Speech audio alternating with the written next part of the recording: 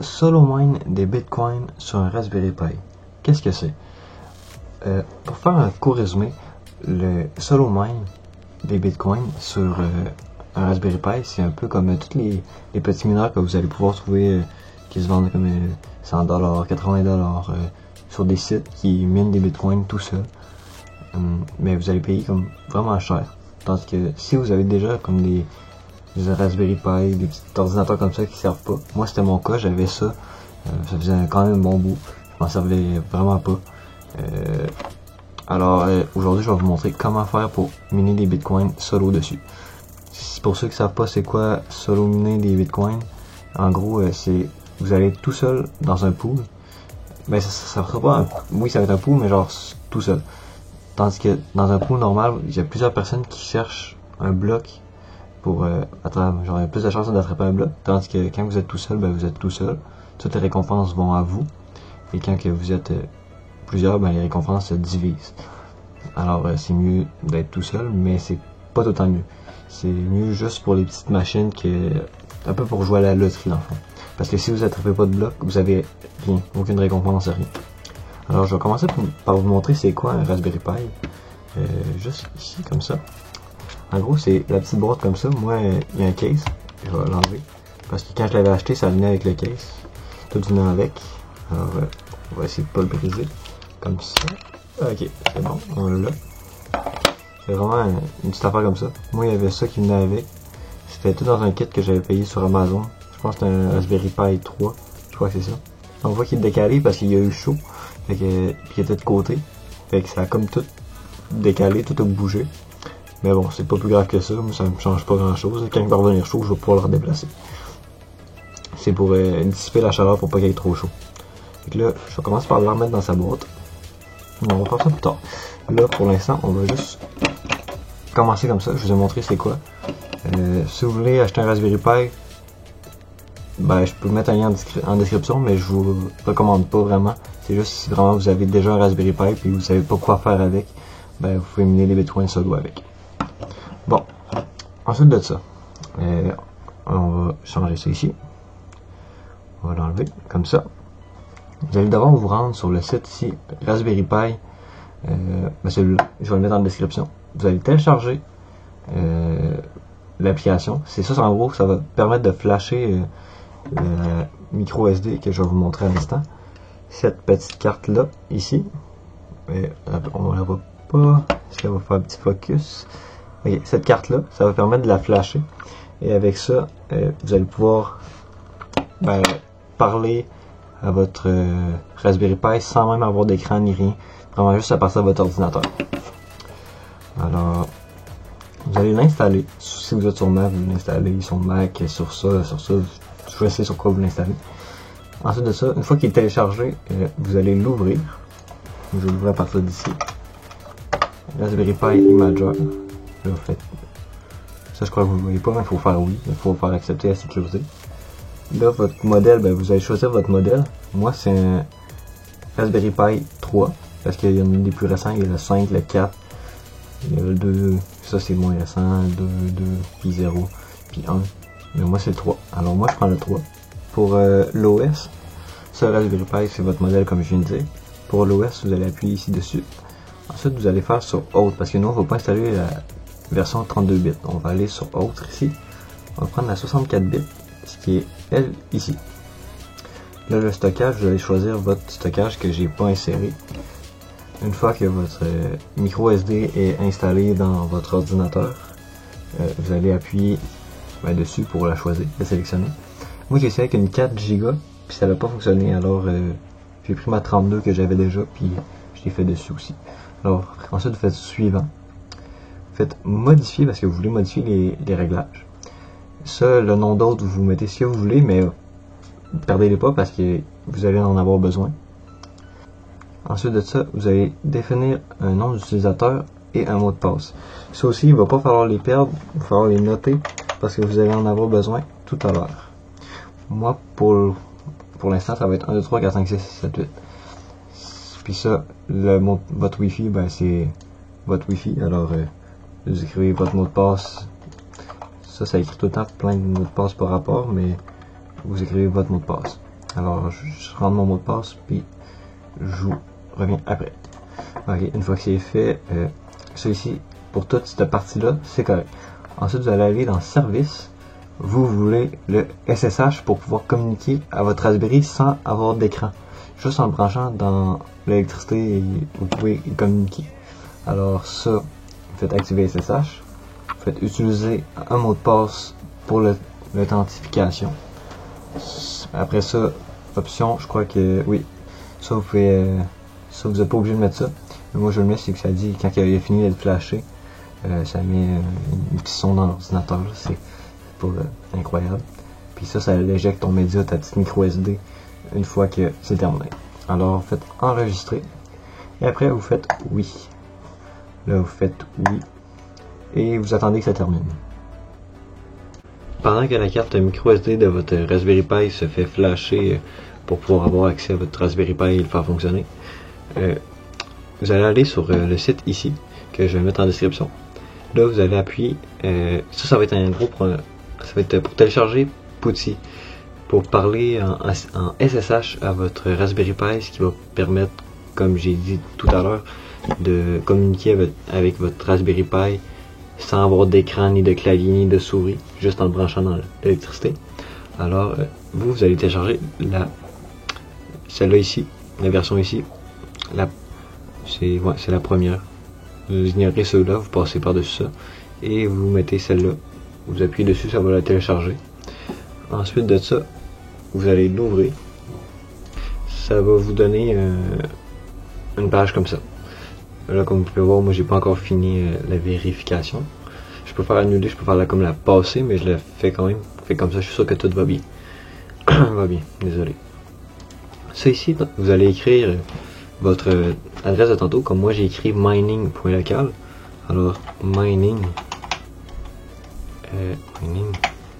Puis le point local, il faut que je l'écrive. Point local. Comme ça. Mais là, ça sert à rien de le faire rentrer parce que j'ai pas encore mis ma micro SD dans mon Raspberry Pi. Alors, je vais laisser la page comme ça pour l'instant.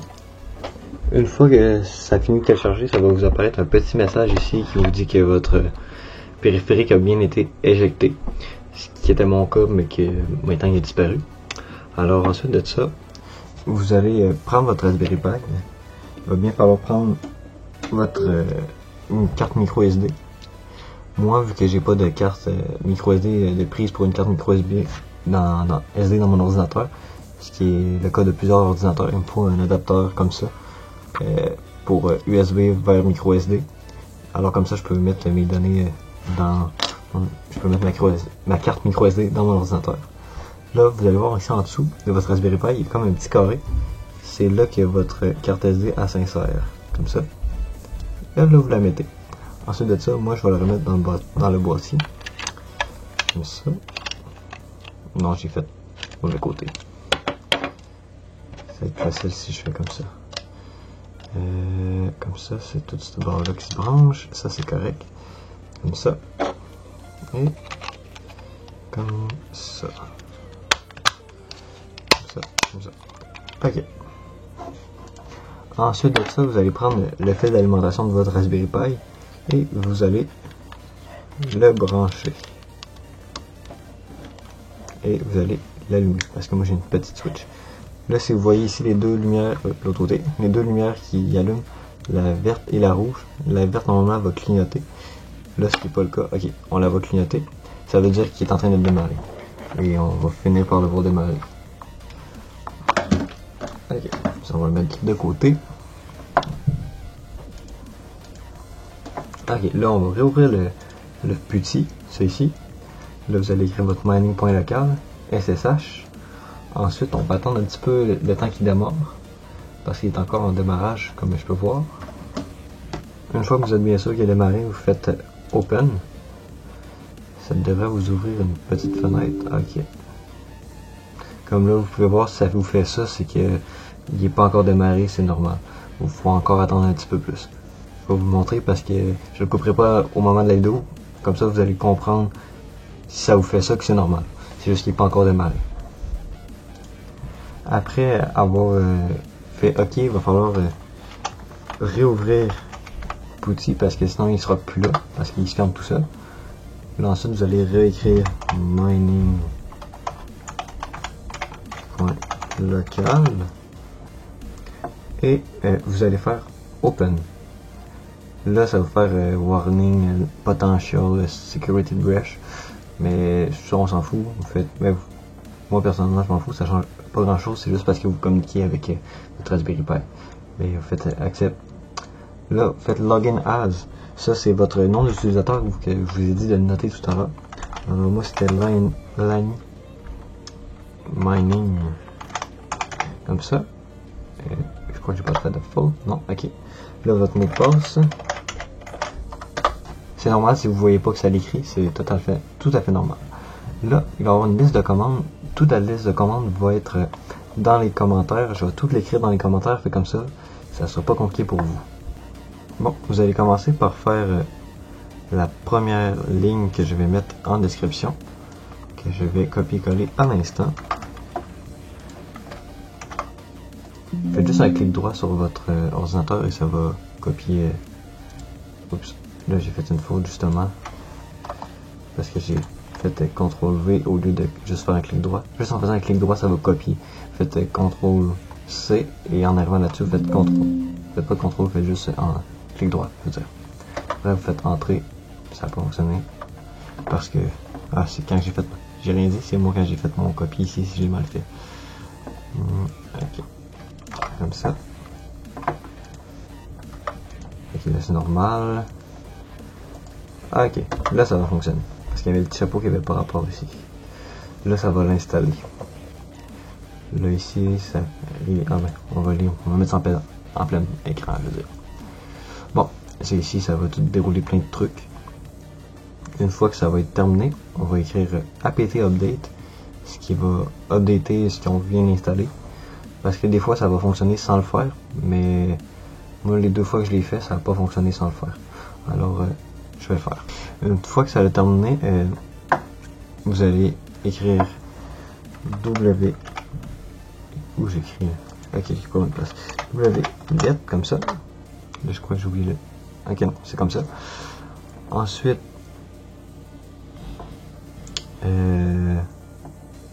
ah ouais, il manque la reste. C'est ça, je pensais. On va recommencer. Il manquait le lien, bien sûr. Là, on va faire ça. Ça va installer ce qui manque à installer. Ensuite, il va y avoir une autre commande à rentrer. Vous faites copier et vous la collez. C'est terminé. Ensuite, vous faites encore la même affaire. C'est pas très compliqué, c'est vraiment. Je fais ça le plus simple possible. Je vous explique pas trop, oui, je sais, mais c'est ça. Comme ça, c'est plus simple, c'est moins compliqué pour ceux qui comprennent un peu moins bien. Là, vous faites encore l'autre ligne, vous faites copier. Là, ça va checker, ça va encore faire une liste. Ensuite, on va attendre un petit peu que ça termine. Ça fait yes, no, no, yes, ça c'est normal. C'est tout à fait normal. Ok, une fois que ça a terminé, vous allez écrire make. Comme ça. Ok. Ça va encore dérouler. Vous allez voir ici votre identifiant apparaître quand ça va avoir terminé. Là, en gros, je vais vous dire vite ce qu'on a fait. Ici, on a à partir de ici, on a rentré dans le dossier qu'on a installé, tout ce qu'on a fait, tout ce qu'on a créé. Là, ici, dans ce dossier-là, on va pouvoir commencer à miner.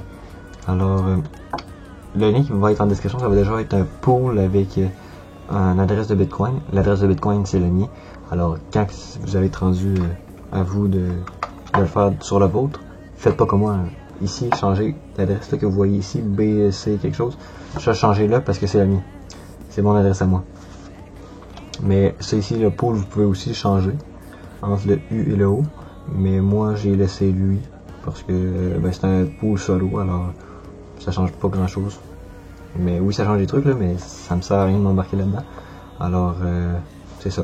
Là, vous faites copier-coller, changez votre adresse Bitcoin, faites entrer et vous allez voir ici, ça va commencer à miner. Normalement, on devrait voir ça. Ça prend environ 1 minute, un peu moins. Comme ça ici, vous pouvez voir, j'ai commencé à miner à 200 kWh seconde, ce qui est vraiment pas grand chose. Ça c'est par cœur. J'ai 4 cœurs sur mon Raspberry Pi. Le 4, je sais qu'il est vraiment meilleur, il fait beaucoup plus. Même que là, normalement j'ai une moyenne de 600 par cœur, mais là il est à 200. C'est comme là, après je pense à chaque minute il s'actualise. Fait que si j'attends une minute, vous allez voir, ça va changer, ça va être rendu comme 400 ou ça va être descendu à 100. C'est jamais pareil. Et ça ici, je vais vous montrer sur le mien. La caméra est où? Ok, ici.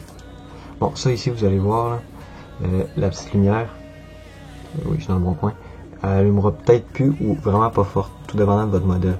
Parce que moi, mon modèle, on dirait qu'il manque comme d'énergie, fait que, ben, la lumière n'allume pas trop fort. Alors, c'est pas mal ça. Comme ça, ici, ça va venir très chaud. Ça, vous pouvez peut-être mettre un petit ventilateur qui se vend sur Amazon, là, c'est vraiment les petits mini ventilateurs, c'est peut-être... c'est à peu près ça de gros, c'est vraiment petit. Ça fait là-dessus, ou vous pouvez acheter un dissipateur de chaleur gros comme ça. Ça coûte vraiment rien. Puis ça va l'aider à pas cramer. À moins que vous voulez avoir un Raspberry Pi cramé dans votre maison, là, mais c'est pas le but. Le but c'est de miner des bitcoins solo. Alors c'est tout. C'est pas mal tout ce qui était pour l'installer et commencer à miner. Comme là vous pouvez voir qu'il est encore il s'est actualisé. Il est à 200 kWh. Alors c'est tout pour aujourd'hui. Alors si vous avez des questions, vous pouvez rejoindre le Discord, je vais vous répondre sur Discord ou sinon je peux vous répondre aussi en commentaire. Si vous avez bien aimé la vidéo, pour me supporter, vous avez juste à vous abonner, à liker et à commenter. C'était Liney Mining, à la prochaine.